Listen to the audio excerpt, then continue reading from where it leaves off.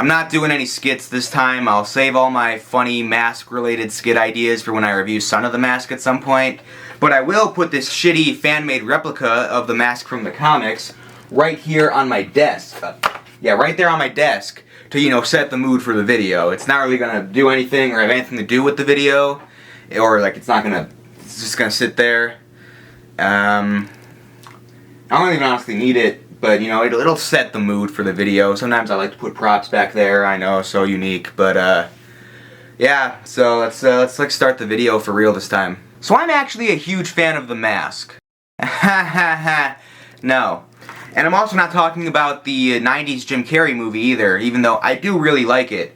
But no, I am talking about the original comics that inspired that movie. If you haven't read these, then I definitely recommend it. They're awesome. They're funny, they're super violent. Like, I mean super violent. Like, look at some of this shit. It's actually a really easy comic series to get into since each story is only 4 issues long. Like all comics, it has its high points and its very, very low points, but overall, I would say that The Mask is one of my favorite comics ever. And in a time when both comic book movies and reboots are all the rage, it baffles me that there has not been a Mask reboot that is more accurate to the source material. Apparently, a while back there were talks of a female-led reboot, which, thank God that didn't happen. That has Ghostbusters 2016 stink all over it. But how is it that nobody is making a comic-accurate Mask movie? Well, actually, someone kinda did, because in 2018 we got a fan film titled Revenge of the Mask, and alongside it, a short film titled Rise of the Mask. They were praised by fans of the comics, and absolutely no one else. It didn't help that it had the most generic trailer ever that did not do it any favors when it came to winning over anyone who wasn't already a fan of the comics. But despite all this, the film does have a significant fan base, and the idea alone won me over. So let's go through the fan film, and I'll make a bunch of nitpicks and sprinkle in some hopefully funny jokes like I always do. Before we get into the main film, let's briefly talk about the 6-minute short film that was released around the same time, Rise of the Mask, which is also by far the most viewed of their short films. It starts on this beach with these 2 Vikings pulling the mask off of this bald guy and planning to bury it and have this witch do some magic to seal it away. But then one of them decides that they want it for themselves and then they start fighting over it. At the end, one kills the other and he drops the mask into the crate and walks into the ocean and dies. Hey, wait a minute, he forgot to bury it. Oh well, I guess the old lady will do it then. So that was pretty cool. I can't really think of any flaws to point out, so let's just move on to the main film. Revenge of the Mask opens with the ending shot of Rise of the Mask, for some reason. Then we get the opening credits set to a badass metal cover of the theme of the '94 movie.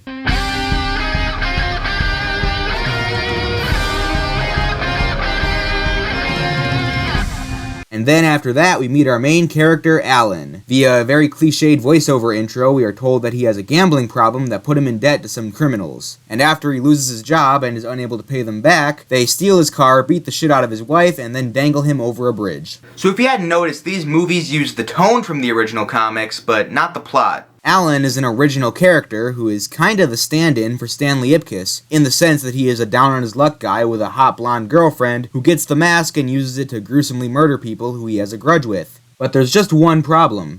Alan sucks. He has no personality, which for a Mask story is a big problem, since one of the biggest parts of the mask is seeing how it builds off of the personality of the wearer. But with Alan, we have nothing. He's not a lovable goofball like Jim Carrey was, and he's not a closeted psychopath like the comic Stanley. He's just a normal guy. They don't really set up that he has violent tendencies or ever wanted to do violent things to people. The closest thing we have is that he gambles on underground fights. So I guess that shows that he's a little disturbed, but it's not nearly enough to set up the violent rampage he goes on later. So the criminals accidentally drop Alan off the bridge and he washes up on the beach from Rise of the Mask, where he finds the chest with the mask in it, which was left completely exposed for hundreds of years?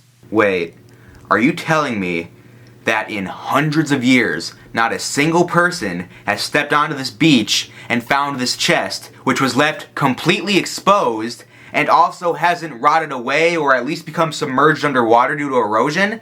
It was just sitting there the whole time and nobody found it? For hundreds of years? So he opens the chest and finds the mask, then he returns home to call his wife. And I'm gonna be honest, for fan films, the acting in these is actually pretty good. But that means when you see a bad actor, it becomes a lot more glaring and distracting. Case in point... Who the fuck is McLaren? They come to the house. It was a misunderstanding. Leslie, I need you to trust me. Can you do that? I'll fix this. You're just so annoying, I swear to God. Yeah. So later that night, after a few drinks, Alan starts preparing to take revenge on those two criminals. Also, when you look at the timeline, Alan's wife has been at the police station for literally an entire day, but she apparently hasn't talked to anyone. So before leaving to take care of business, Alan grabs the mask. Oh my god, that looks awful.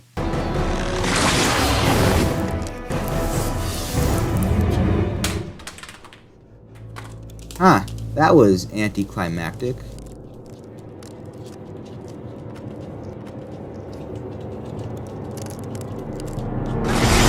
Wait, what the fuck?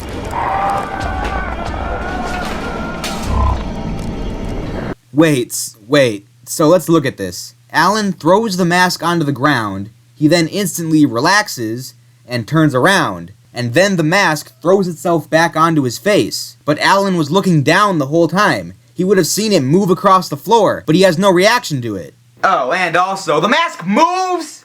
Well, I guess that does happen in the books, just very rarely. In the original issues, the mask moves itself into Kathy's bathroom in the middle of the night, and there's the ending of Pledge Allegiance to the Mask, but I can't talk about that piece of shit right now. And there was that one scene in the movies, so I guess it technically works, but I really don't like it. The mask then takes a long-ass time to attach itself to Alan's face, and then...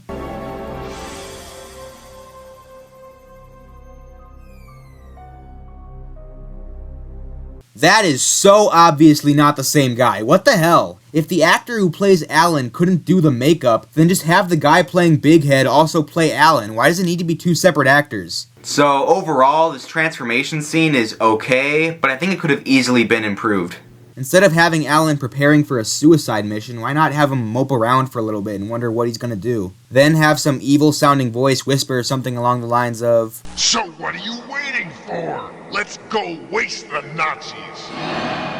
Then have Alan turn around confused and see the mask propped up on its counter. Then have him pick it up, and then you could do the glow effect like the movie, or have it whisper, "Do it," or something along those lines. Then when he puts it on, don't use the shitty Photoshop liquify tool. Just have it quickly attach itself to his face, and then cut straight to him falling backwards here. Then from there, leave the rest of the scene as it is. Wouldn't that have been so much better and easier to do? So in the next scene, those two criminals are out getting a hot dog when Alan walks up silently and starts smashing their car with a wrench before fighting them off in a really generic action scene.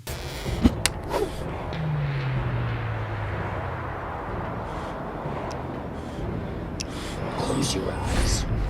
Stop! Stop! Stop! Oh, you motherfucker! Oh, you motherfucker! Beautiful.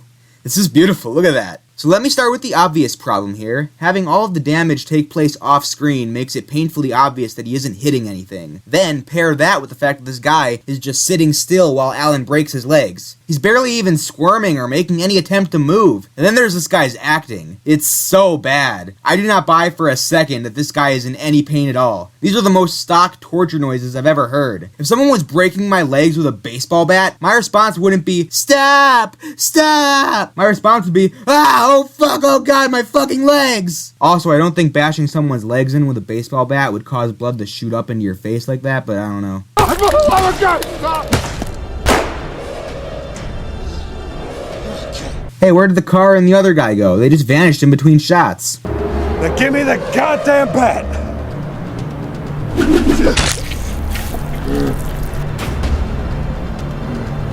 Shit! Okay, that was pretty cool. So Alan tries to get information about where to find their boss, and his face looks really weird for one shot. Why does it look like that? It doesn't look like that in any other scene. So next, we see Alan skipping down the street before getting pulled over by a police officer who Alan then gruesomely murders off-screen. And even though the kill was off-screen, we do get to see the officer's body, and it's pretty gross. What did he kill him with, a fucking iron? Alan then drives the officer's car over to this bald guy's house, who was shown earlier to be those two criminals' boss, but he's not like the main crime boss, you know? It's kind of like he's the manager of the local McDonald's, but he isn't the CEO of McDonald's. And according to IMDb, his name is T, so I'll call him that. Also, I'm just shoving this into the script last minute, but when Alan steals the car, it shows him driving through a tunnel, but then it cuts to him back on a regular street. Is that on purpose, or did you think nobody would notice? After discovering the body, T goes back into his house and finds Alan in his kitchen, leading to a really cool shot. You're just in time to help me carve the meat.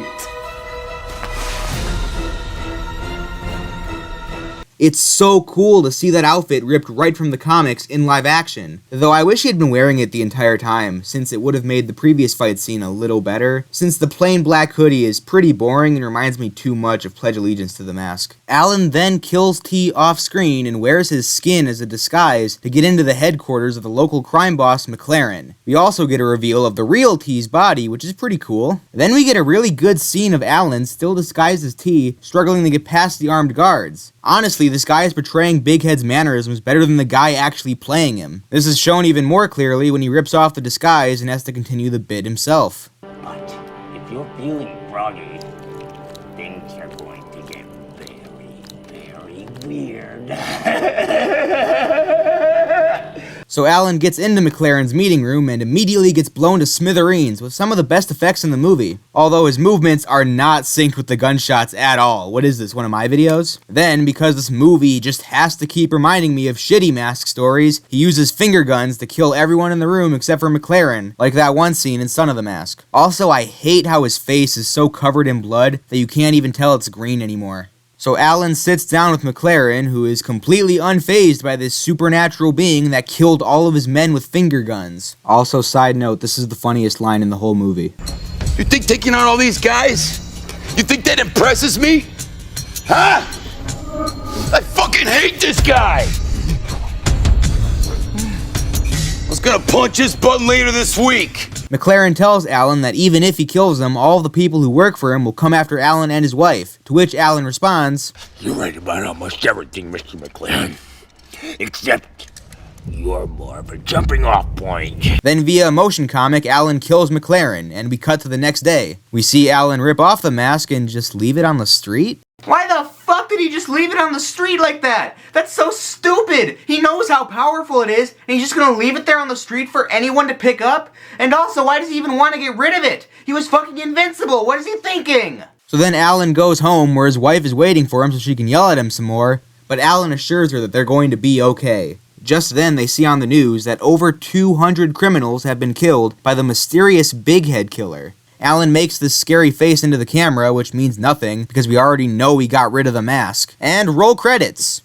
Over the credits, we see a bunch of news reports of the crimes, as well as footage of Big Head's antics that really should have just been in the movie. Why are you only using them for the credits? I mean, look at this! They filmed him killing that cop from earlier, and didn't put it in the movie!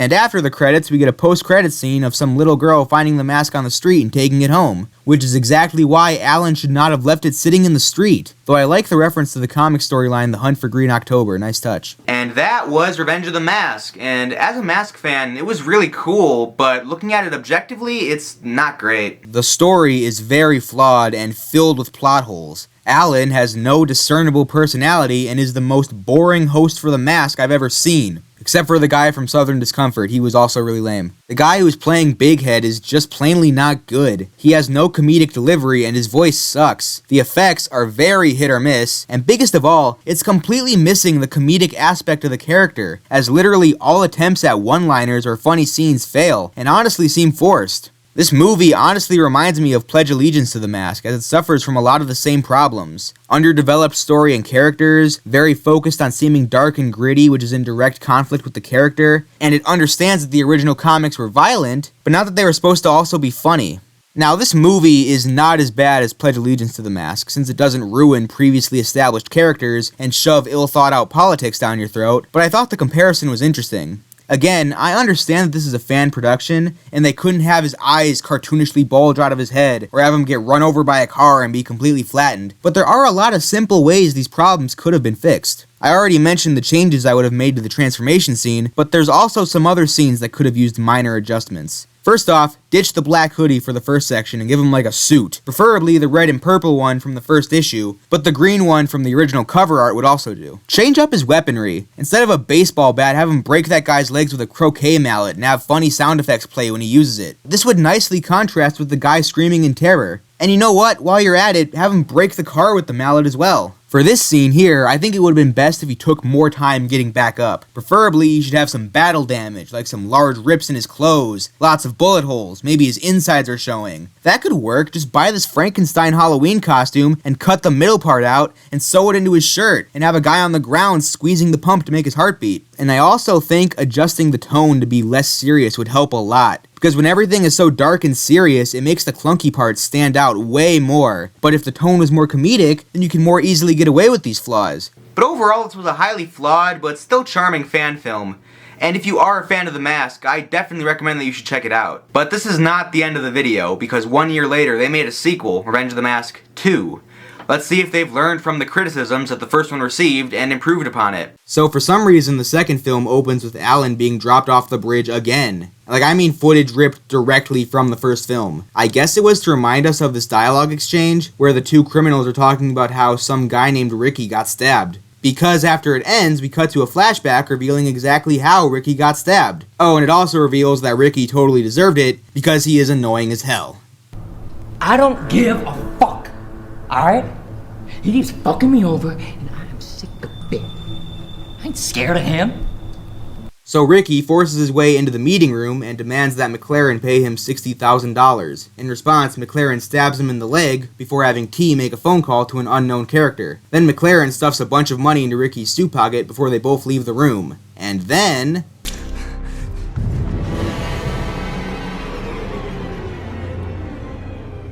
oh, fuck yes! It's fucking Walter from the comics! In case you don't know, Walter in the comics is a bodyguard for the mob and is the main nemesis of Big Head. They clash multiple times, and Walter is so big and strong that anything Big Head throws at him doesn't even faze him. The two perfectly contrast off each other, as Walter never speaks or even says anything, while Big Head is, you know.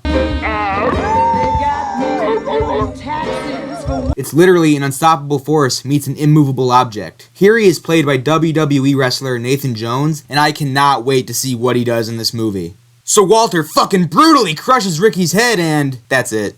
We never see him again. They talk about him a few times, but we never see him in Big Head meet or anything. He's just gone from the movie. That's just all the Walter you get in the film. Well then, what was the point of him being in the movie at all? And to make it worse, in the marketing for the movie, they show Big Head and Walter together, implying, you know, that the characters are going to come into contact at all in the film? So anyway, after that scene ends, we cut to another flashback, this time to Alan's night wearing the mask.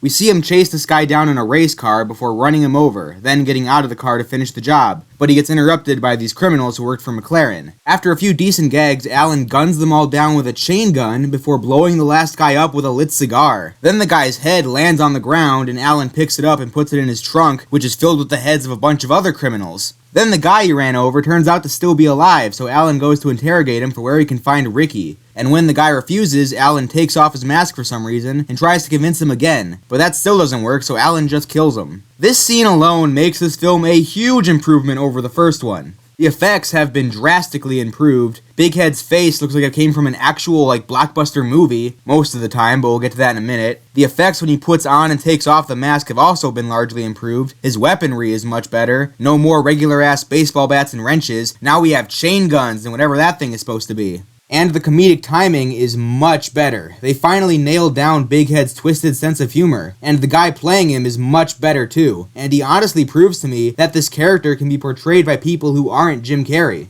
But to nitpick a bit, for some reason the makeup on his face is just really shitty for some shots, but then it looks perfectly fine in the next shot. I was able to find a comment from the creators where they said that the reason it looks really bad for some shots is because originally they had a gag where he would remove it and presumably he would have the good version underneath, but it's not clear if it got cut out or if they lost the footage somehow. Next, I just think that head looks really bad. They probably could have done a little better.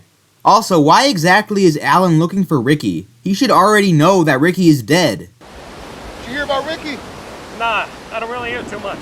Some schmuck stabbed him. Who the fuck would stab Ricky? I don't know. That's why I'm asking. My guess, it was his ex. Rick was a dick. Yeah, he tried barging in just like you did. And we silenced him. Yeah, he was there for both of those scenes. Why does he not know this? And biggest of all, why did he take the mask off? If that guy wouldn't give him any information while he was wearing the mask, what makes him think that he would tell him anything when he isn't wearing the mask? But disregarding all that, this scene is very well done and has me excited for the rest of the movie. So the next scene shows some reused footage from the first film showing Alan leaving the mask on the street and that little girl picking it up. Then the girl goes into this house that Alan just left and finds her dad dead in the backyard. Then we flash forward 3 months and meet this cop character named Doyle, who is named after Calloway's partner from the '94 film. But he seems to be the film's version of Calloway, the cop investigating Big Head who finds the mask and uses it to try to stop crime and be a sort of superhero, which doesn't go all too well for him. So Doyle arrives at this crime scene where he examines a dead body that turns out to be Ricky's, which interestingly has not decomposed at all despite being left in water for 3 months. Doyle then steps away to take a phone call and runs into these cops who found the box that the mask was in on the nearby beach. Oh, so now they find the fucking thing. So Doyle calls his partner, who is looking at another Big Head crime scene where the body is also in perfect condition after 3 months. Also, how are they just now finding that guy? He didn't even hide the body, and it's been 3 months! After Doyle explains the details of Ricky's body, his partner declares that it wasn't Big Head that killed him, it was Walter. Boy, am I ready for that plot point to go anywhere. So Doyle and his partner meet up at the police station, and his partner tells him that the guy whose legs Alan broke in the last movie has woken up from a coma, and apparently his name was TikTok the whole time. We also learn that Doyle is the brother of the guy who we saw dead in the backyard earlier, and because of that, the guy's wife committed suicide, leaving Doyle to take care of his niece, who has stopped speaking since finding her dad's body. The scene ends with Doyle's partner suspending him for being too close to the Big Head case, and he doesn't take it well. Fucking hands off me, Doyle! Listen! You hypocritical asshole! You of all people should know what it's like to lose family like this. And what are you gonna do? You're gonna bench me before I can catch the guy that murdered my brother? He drove his wife to take her own life!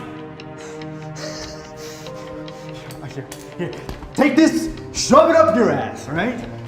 Along with our partnership. So Doyle goes home and tries in vain to communicate with his niece, who still won't speak, but she seems to have an obsession with the mask, drawing it multiple times and taking it everywhere she goes. After Doyle fails to get anywhere with his niece, we cut to him drinking alone in his cop car before finding the mask in his back seat. Then when he isn't looking, the mask appears to vanish. He briefly tries looking for it before giving up pretty quickly, leaning back in his chair and... Okay, fuck, kidding me.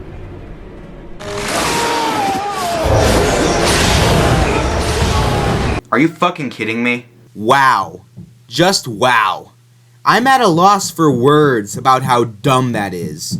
You know, these movies have an interesting relationship with CGI, where they prefer not to use it at all. But the one time they do use it, they use it for this. In a scenario where it would be so easy not to do. You could have just had the mask appear on his dashboard after disappearing from the back seat. Then when he picks it up, have it do the glow effect, convincing him to put it on. This was completely unnecessary. Furthermore, if the mask can just do that, then why doesn't it just attach itself to your face while you sleep? And now that I think about it, why didn't the little girl ever put it on? She had the thing for 3 months and never once put it on. And why didn't it just force itself onto her face? That girl is so young that the mask could easily convince her to do anything. But no, it decided to hang around in her home for 3 months and only now do something. Also, if you're capable of doing that effect, then what is stopping you from doing something like this?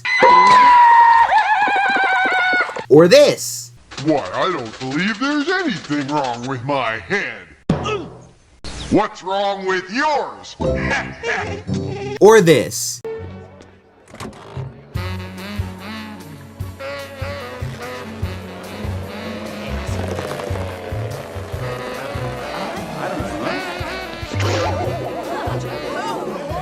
Or this.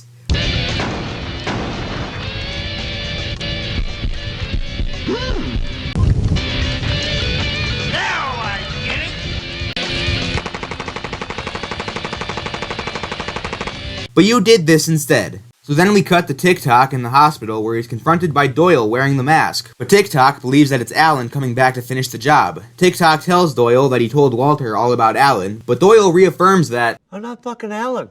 Get it through your thick skull. The scene ends with Doyle threatening TikTok for information, and before we cut to the next scene, let's take a step back and discuss what has been set up. Alan used the mask to kill the entire mob, leaving only TikTok alive. Then TikTok told Walter about Alan, so Walter is presumably on his way to kill Alan. Then we have Doyle, who also wants to kill Alan, so he has gone to TikTok demanding information on Alan, and it can be presumed that TikTok gives him that information off-screen, so he will likely also go after Alan. So now we have two nearly invincible beings who are both going to Alan's house to kill him, so inevitably they will end up meeting each other. And I forgot to mention that this version of Walter has some sort of connection to the mask, because his eyes glow red just like Big Head's. So with all of that, I'm very excited to see what happens next. This is gonna be good. So then we cut to Doyle waking up the next morning. Are you fucking kidding me? Gotta lay off the cartoons. Ha ha ha, funny reference and all, but that line makes absolutely no sense in this context. So then Doyle hears about what he did while wearing the mask that we never get to see on the news, and then he gets a phone call from his partner. Doyle! Doyle, it's Kellaway, are you there? Wait, did he just say his name was Calloway? That's an interesting choice. I don't really see the point because Doyle is already a stand-in for Calloway, so I don't really see any reason to add him to the movie, but I guess it's a cool reference. So then Doyle puts the mask in the chest and throws it into the river. I'm totally sure that's not going to come back to bite him at all. Over the credits, we once again get a bunch of news clips of Big Head's antics that once again should have just been in the movie. But I do really like the Cuban Pete reference, it's a good touch. And once that ends, we get a post-credit scene showing Odin and Thor. Wait, what? So the Norse gods are in the movie now, I guess. They seem to borrow heavily from the Marvel versions, but that might be because that's the only version of them I know, so whatever, I guess. Odin tells Thor that somebody has found the mask, and they seem to imply that Loki himself has escaped, but I don't know. Thor says that he wants to go find it, but Odin tells him not to, before saying that this has not been the first time someone has worn the mask. And that's it. Wait, one more thing. Why is the music so intense for this one scene? It's really weird. Besides, it's been out of the crate before. Huh. So, that one was weird. In so many ways, it blows the first one out of the water. It has better effects, better acting, better humor, better cinematography, but the story was completely unfinished. The story in the first one was flawed, but it was still a complete story, with rising actions and falling actions and a climax. But this movie has no climax. It's all set up with no payoff. You know how people complained that Moon Knight skipped through the final fight scene by having him black out and wake up after the fight was over? This is way worse than that. This is like if after Moon Knight got his powers back, it just cut to him waking up in bed. And then you get the post-credit scene showing Jake Lockley, and it's like, no, you forgot to finish this story, and you're already setting up the next one. Yeah, and that's another thing. Setting up the Norse gods as antagonists in the post-credit scene is really cool, but it's entirely unneeded because we already have an antagonist that we were already interested in, and you didn't finish that story yet.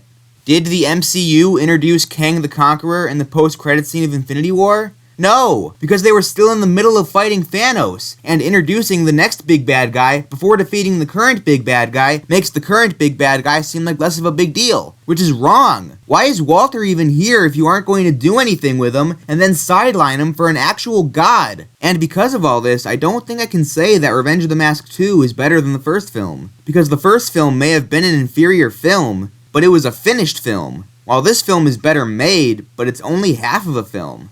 So instead of finishing the story set up in Revenge of the Mask 2, they decided to make a prequel called Rise of the Mask Odin's 9, which tells the story of those two Vikings from Rise of the Mask, as well as the origin of the mask itself. Now, this is actually very interesting, because the mask has never had a definitive origin story, or at least a very detailed one. In the original comics, the most detail we get is that it was at least used by a tribe in Africa, but it is hinted that it was around for much longer. And in the movie, they said it was made by Loki, but they don't really elaborate on that at all. And then there's Son of Mask, but I'm not going to dignify that one by giving it a serious discussion. So this is really the first time anyone has tried to explore the origin of the mask. So needless to say, I'm very interested in how they do this. So Odin's 9 opens with some drawings depicting these two Viking brothers named Torbjorn and Bard. A voiceover by Torbjorn explains that their father used to tell them the story of how the god of night Loki killed Balder and got banished from Valhalla, and that story taught the brothers to never betray family. And we immediately see this put to the test when in the next scene they're in a battle and Bard tries to run away but gets cornered by an enemy, but luckily Torbjorn jumps in to save him. But after the battle, one of their fellow Vikings is angry about Bard's cowardice and demands that he die. But instead of betraying family, Torbjorn decides to kill the Viking instead, meaning that both have lost their honor and cannot enter Valhalla. But luckily, they are given a chance at redemption, because via another voiceover by Torbjorn, we learn that Odin is putting together a team of 9 outcasts to send on a mission to find and kill Loki in order to regain their honor. But that task proves to be easier said than done, because as they pursue Loki, he picks them off one by one while using their fears to taunt them. After apparently doing this for years and losing 2 people, they decide to come up with a new plan to kill Loki, which is to sacrifice this virgin girl and give her heart as an offering to Loki in order to get him to reveal himself so they can all attack him. And it is here that we actually see Loki, and I must say, I really like this character design. It's very different from the MCU Loki, and it looks great. I can easily see this guy creating the mask. He has a similar sense of humor, but it's adjusted to the period the story takes place in. And needless to say, it's way better than Son of the Mask. So Loki accepts the sacrifice, and then the rest of the 9 jump out to attack. And they all get slaughtered, leaving only Torbjorn, the Witch Lady, and Bard alive, although Bard is seemingly MIA. So in the next morning, Loki taunts Torbjorn about how all of his friends are dead. But it turns out that this was actually all part of their plan, because then Bard chops down a tree that drops an enchanted net over Loki. Then, over another voiceover, it is revealed that the real plan was to stall Loki until daytime when his powers would be much weaker, so they could trap him and then use this familiar looking wooden mask to take away his powers. So then, the next scene takes place on a familiar beach, and we see that they have chained Loki to a familiar tree. Then they put the mask on him, and it sucks out all of his powers, leaving him merely mortal. Then they unchain Loki, and he falls to the ground, before being face to face with Odin, who tells Loki how disappointed everyone is in him, and that as punishment he must live life as a mortal on Earth. And he doesn't take it well.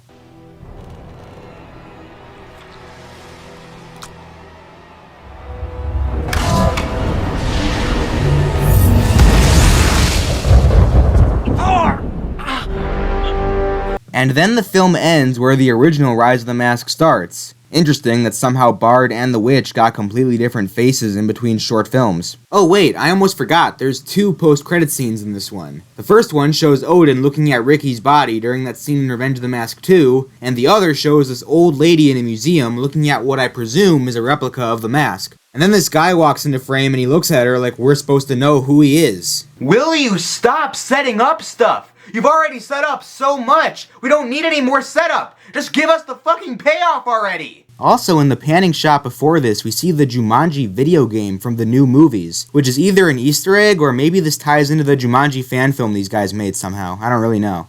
So that was Rise of the Mask Odin's 9, and I think objectively it was the best in the series so far. This one has the improved effects and acting of Revenge of the Mask 2, but it tells an actual finished story instead of just half of one. And I think on paper, this is the best story so far, but I do have one problem with it.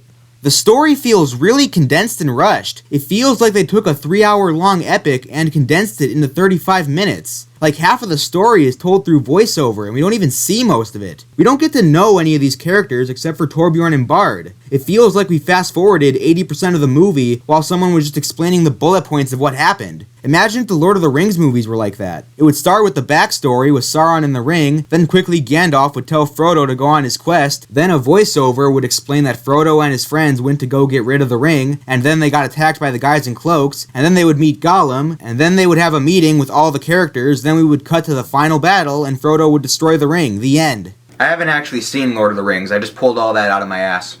So each of these movies has been better than the last, but none of them quite scratch my big head itch. This prequel was fun and all, but I want to get back to the main story, because they have set themselves up for a truly epic conclusion to this saga. So let's jump into Revenge of the Mask 3. Son of a bitch. Shortly before the release of Odin's 9, Revenge of the Mask 2 was taken down due to a copyright claim by Dark Horse Comics. They said it was because the film conflicted with their plans for the mask, which is interesting since all we've gotten since then was... And I fail to see how a fan film would affect the sales of the comic, but whatever. They were eventually able to get the movie back up on their second channel, but all of the drama caused Revenge of the Mask 3 to be put on hold indefinitely. These guys would go on to make 2 more fan films, Jumanji Level 1, which I briefly mentioned earlier. I haven't seen it, but it appears to tell the origin of the evil board game, and it looks just as high quality as the rest of these. And the other film was called Batman Other Worlds, which ended up being an elaborate April Fool's joke to announce that they were done with fan films and would be moving on to other things. But luckily, we were gifted one shining glimmer of hope, because after running a poll on their YouTube community tab, they announced that as a last hurrah, they were going to make a supercut of all of the films in this series, as well as adding 20 minutes of deleted scenes and an extra 45 minutes of new footage, which will make the total runtime nearly 3 hours. And after multiple teasers on August 5th, 2022, they uploaded a trailer for the supercut on their second channel, and it looks awesome! This looks like an actual big budget blockbuster movie. Interesting things to note are Alan being attacked by Doyle and Doyle fighting Thor. There's also this new character who might be Lionel, and if that's the case, then this shot might be a direct adaptation of this scene from the comic. Concerningly, we don't see any new footage of Walter, which has me a little worried, and I don't really understand how they're going to blend all of the films together due to the mountain of continuity errors it would create, as well as just how different Revenge of the Mask 1 is from the rest. But I'm sure that whatever these guys are going to do, it's going to be great, so I cannot wait for this to come out. There haven't been many updates since the trailer released nearly a year ago, and we still don't have a concrete release date, but the director said that it will release later this year, likely around Christmas. So on December 25th, when watching beloved holiday classics with your family, maybe try showing them this movie and give your young children some Christmas memories that they will not soon forget. But until we get more news on the supercut, this is the end of the story. So it's time to give my final thoughts on these films. I know I was really mean and critical of these movies, but I actually do really like them, and I think the people behind them are extremely talented. They've put more effort into these movies than I put into anything my entire life. And it's so interesting to see them improve and get better as they keep making them. And remember, these are still extremely high quality for fan films. So if you like indie movies, or are just a big fan of The Mask like me, you should absolutely check out this series to get a glimpse of what a HD Hollywood new Mask movie in the modern day could look like. Because, you know, we're not going to get any of those anytime soon. Finally done with another video. Now I don't have to make anything for at least another 4 months. Time to relax and watch some porn. Hey, wait a minute. Where did my shitty fan-made replica mask go? It was sitting right there the whole video. That's really weird. How could it have... What the fuck?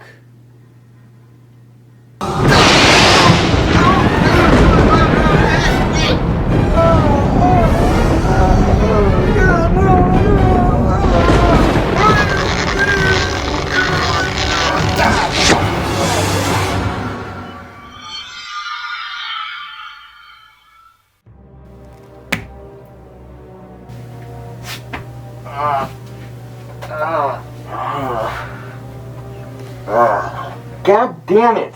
I said I didn't want to do any skits this video. This thing smells like shit. Okay, what do I got here?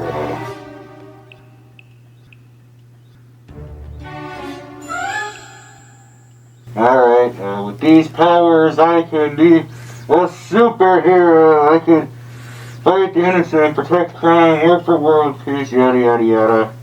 But first...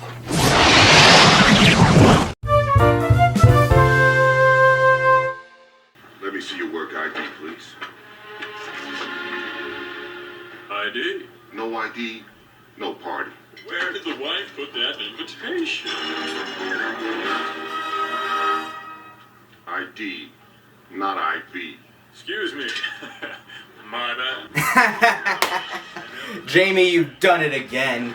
You're such a good actor. You're so talented.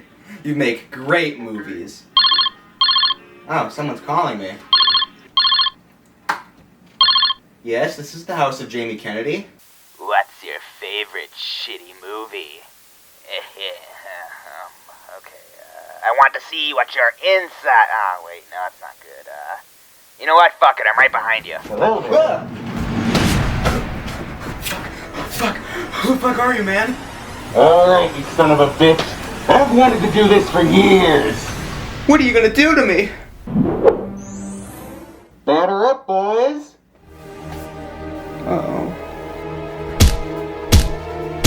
Stop! No! Oh God! Oh, stop! Please! Just, oh God! Oh, stop it! Stop!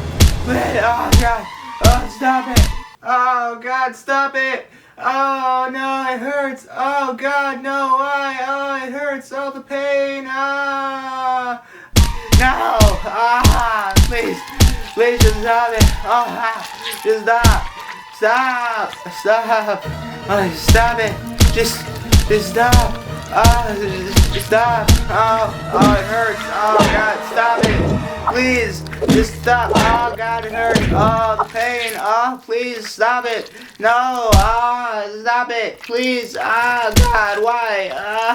It hurts! Stop it! No! Hey, I couldn't find a way to organically put this in the video, but you should all check out Mario and Luigi the Mask by Time Lord Paradox. It is the best mask story ever made. I'm not even joking. You should really check it out. It's really underrated.